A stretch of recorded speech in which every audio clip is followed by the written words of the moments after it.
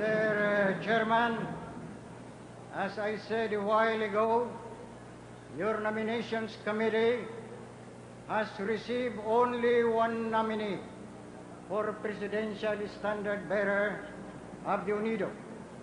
I therefore move to close the nomination and to declare unanimously the Honorable Laurel as the presidential standard bearer of Unido.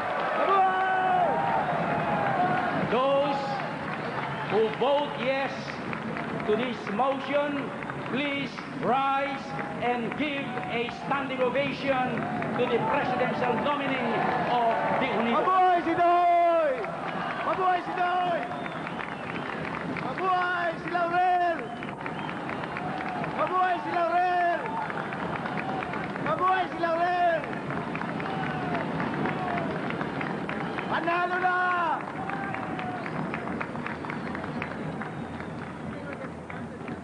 And now, it is my distinct honor and privilege to request the Honorable Salvador Laurel, President of the Unido, and the next President of the Republic of the Philippines to address this convention. Mabuhay! Mabuhay!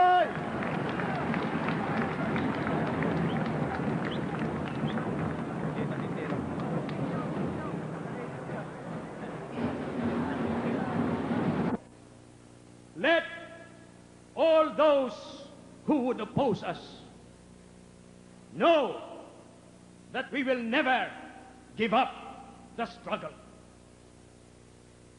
We will never give up the fight against the repressive rule of one man and one woman. We will never give up the fight against deception, against hypocrisy, and against the twisting and the shrouding of the truth.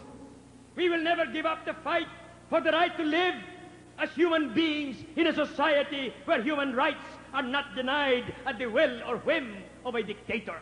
We will never give up the fight because democracy is non-negotiable.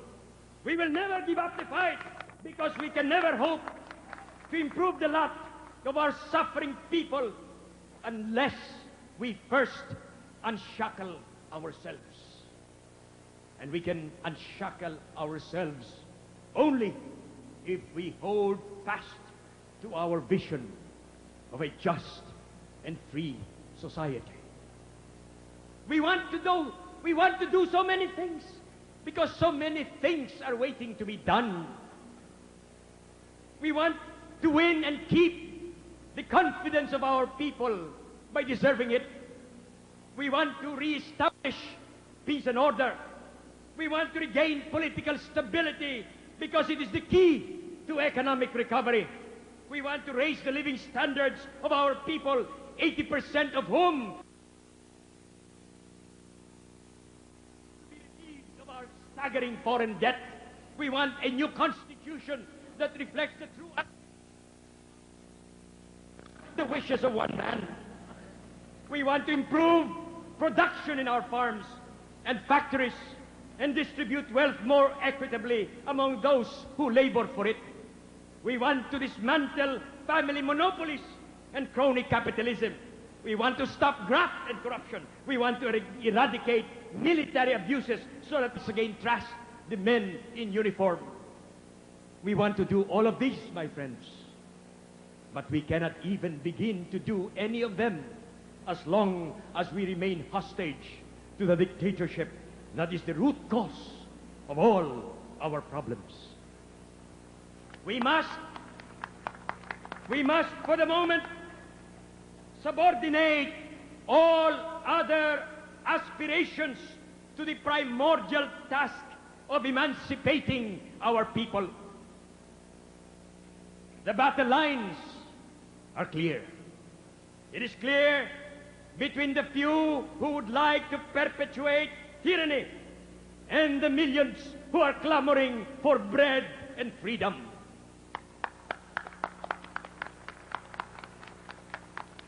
And the outcome, my friends, is just as clear. There must be a complete change of government. Mr. Marcos and its entire entourage must go. And this can come about only through an unbreakable and an unbending alliance of all legitimate forces of the opposition. On this one central condition depends the success of our struggle for liberation. And so together, we must face the abusive elements of the military and dare the menace of the PDAs. Together, we must champion the cause of the poor, the oppressed, the small farmers, our Igorot and Muslim brothers against the cupidity and duplicity of tyrants. Together we must defend the ballot against all those who would desecrate it with force and fraud. And I tell you now, let us all resolve, hindi tayo magpapadaya. Inuulit ko, hindi tayo magpapadaya. Ulitin ko sa Bisaya, dili kita magpatikas, dili kita magpalimbong.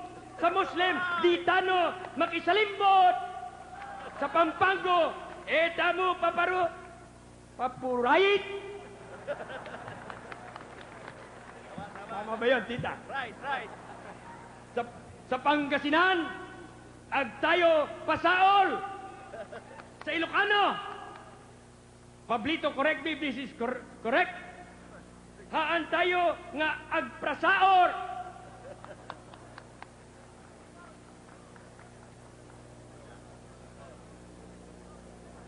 Beloved countrymen, the enemy is strong, but our people are stronger. Our cause is just, and there is a just God. As very well put by Father Totio Laguerre, there is a just God who presides over the destinies of nations and who will help us right the unrightable wrongs.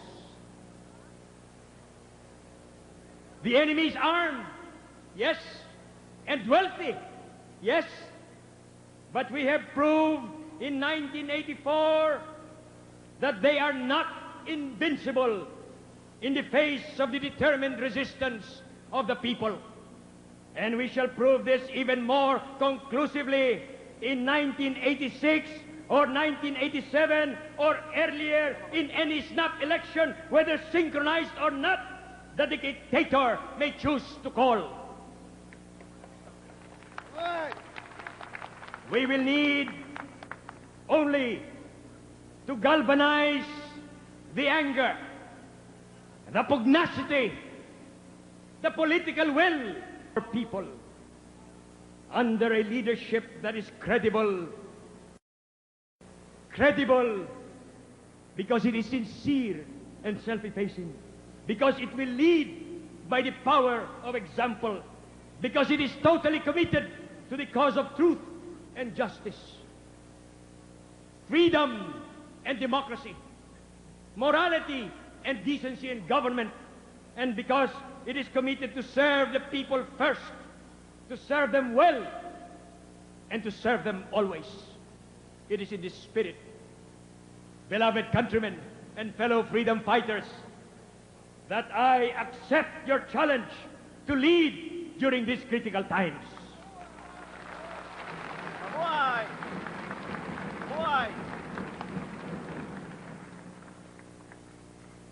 The cause of liberty can be advanced by peaceful means or by the force of arms. We are now faced by a fateful choice between these alternatives. Let us proclaim today, here and now, our commitment to peaceful change.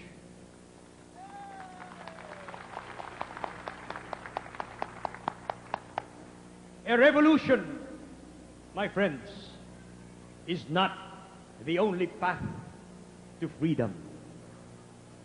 freedom won or freedom regained by peaceful means is often more certain and more enduring.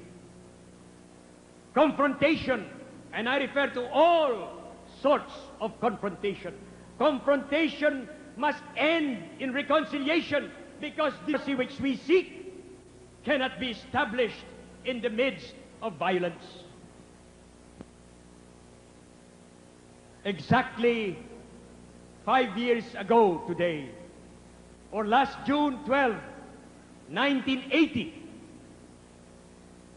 we walked from Lapu-Lapu to Plaza Independencia in Cebu City, and Tony Cuenco and Indainita de Luz and other Cebuanos who are here can attest to that we walked 17 kilometers from Lapu-Lapu City to Plaza Independencia in order to hold the first freedom rally under martial rule.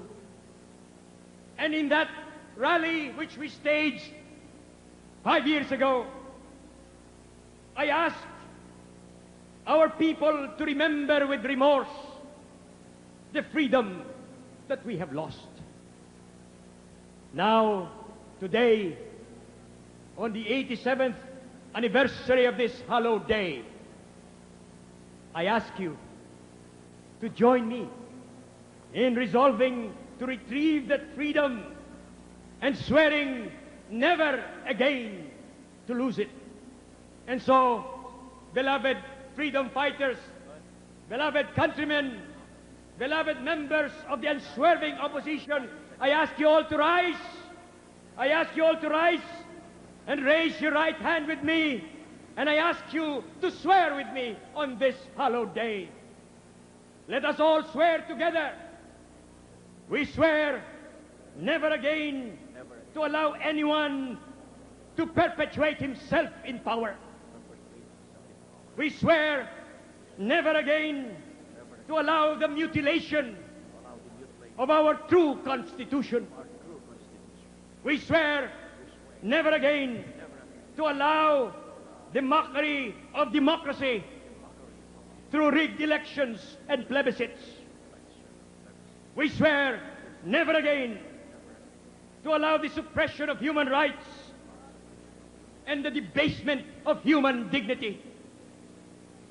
We swear never again to allow the gagging of the and the systematic brainwashing of the Filipino people by the sacred bones of our forebears. We swear never, never again to all this. Let us repeat. Let us repeat. Justice for all. Democracy or death. Freedom forever. Maraming salamat po. Mabuhay si Laurel! Mabuhay!